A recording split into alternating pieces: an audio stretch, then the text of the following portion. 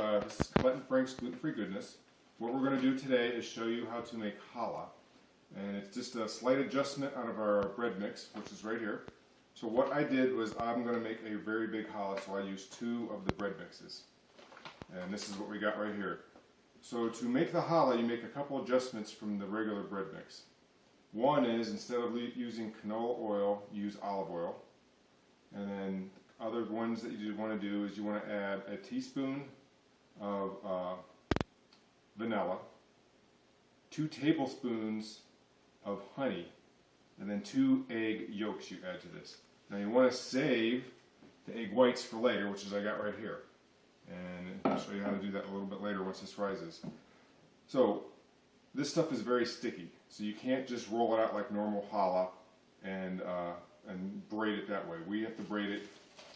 I braid it using bags. Basically, these are 1 gallon refrigerator bags or freezer bags. That's all you need to do. And what I'm going to do is I'm going to cut a hole on the corner of these. And then we'll end up putting the challah in here. We'll split it up roughly 3 ways as best as we can and put each one in here. And then we're just going to braid it by hand. So the first thing I want to do is this. Since it's very sticky, I'm going to use a little bit of olive oil. I'm going to put it on my hands.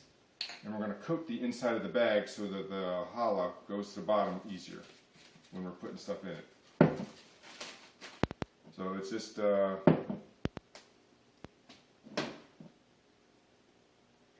put in a tablespoon or so in your hand and just try to massage it around in here just to get it a little slippery. You need to use a little bit more. Go right ahead and use a little bit more. We're going to do this to all 3 bags we got here.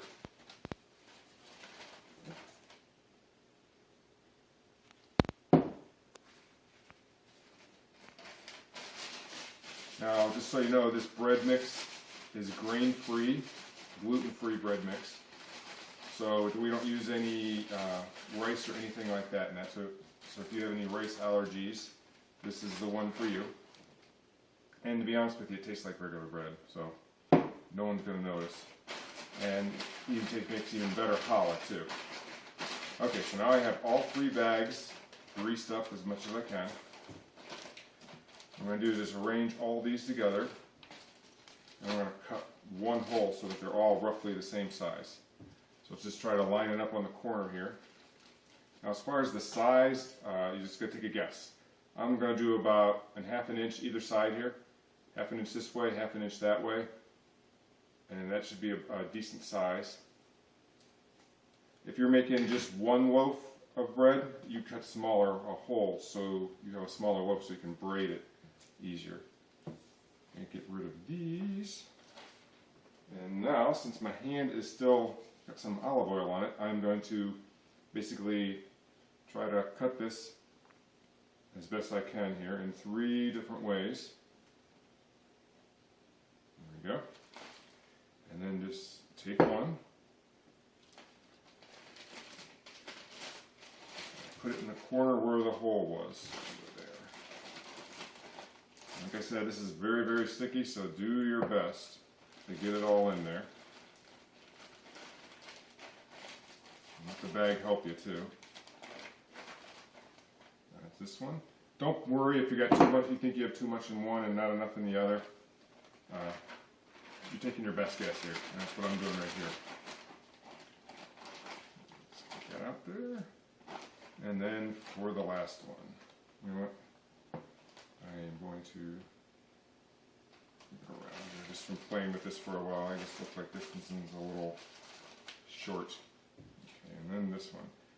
And once I get this all done, I'm going to step behind here and wash all the stuff off my hands so that I can actually do the braiding. There we go.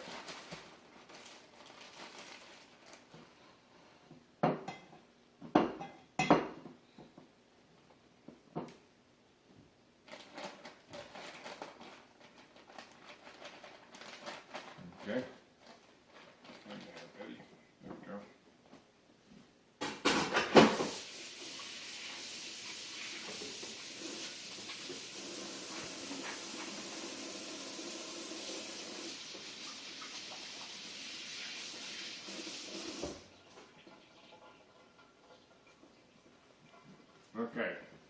for the braiding part. Do as best you can. I usually seal these up so that it doesn't come back after me.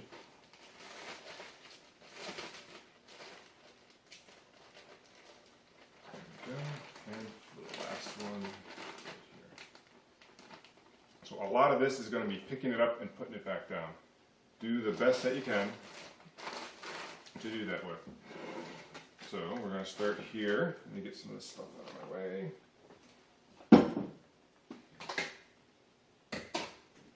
There you go. So pick one, doesn't matter which one, and start with it. Okay. Seal that up a little too early. I'll get some of the air out of here. And we'll seal it up. There we go. And then we'll prep all of these that way.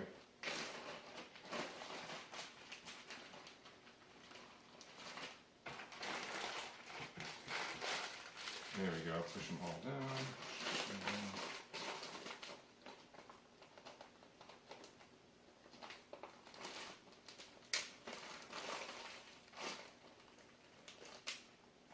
Okay, so what we're going to start with is we're just going to do a cross like this. So I'm going to make nice thick ones, as thick as you can, and go slow. And we just lay it there. And then we cross it this way.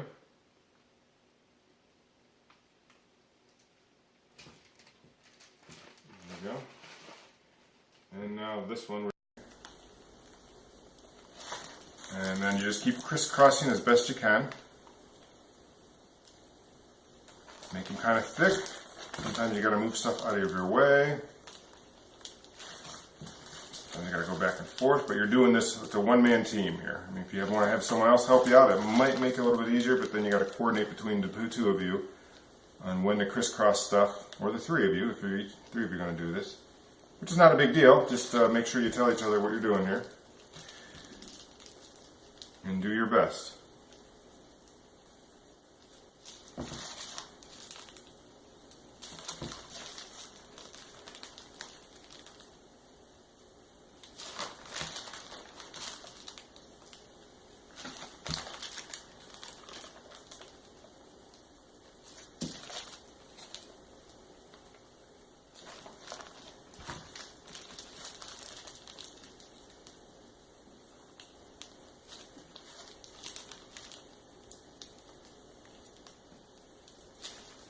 I'm running tight to the end here, and I have a little bit extra. If that happens to you, you can either do one of two things. Start over, which I don't think you really want to do, or you can make a mini one, which, you know, those are fun too. I think that's what I'm going to do, because I'm just running out of space here. So I got a little bit of extra of each of these. Now, this is on parchment paper that I just put some olive oil on. That's all you need to do. At this point, we're just going to let it sit. You can wet your hands down and maybe curve the ends in a little bit to look more braided, but that's all there is to this. Let this sit for about 45 minutes to an hour. You want it to double in size as best you can. And at that point, you're going to put it in the oven, and you're going to cook it almost like the regular bread. You're going to go for about 10 minutes at 375. Then you're going to cover it with some foil, and then you're going to go about 20 more minutes. And at that point, you want to check it every 5 minutes, basically because your oven may be different than mine, to make sure when it's done or not. When it's done, just pull it out and let it sit and let it cool, and then you'll have some excellent challah for whatever holiday you want to use it for. So right now we had 2 loaves of bread, or bread mix that we use to make the challah, and I had a little bit left over because I just didn't time it and make them thick enough, which is not a big deal. So I made a smaller one for the kids. So we've let it rise now for about 45 minutes to an hour. So next thing we want to do is we want to take those egg whites that we had and just beat them a little bit. And what we're going to do is just brush these onto the top of each of the challahs. Now what this will do is it will give it a nice golden brown look after it comes out of the oven. You can see how it kind of holding together as I'm putting this on too, so you know that's it's risen really nicely. And then after this, I have the oven going at 375. So we're just going to pop it in for about 10 minutes.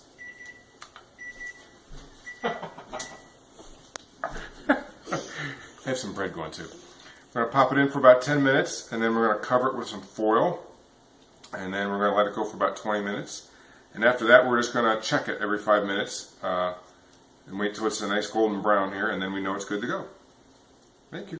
Hi there. So here we go, the finished product. Bring it right over here. And there it is. Now we went about 30 minutes. We went 20 minutes, and then we went another 5 twice to make sure that everything was good on it. And we also have the smaller one. This one we only went about 20 minutes on. The bigger they are, the longer they're going to take to cook, and so that's why we brought that one out earlier. But there they are, both of them. They look great.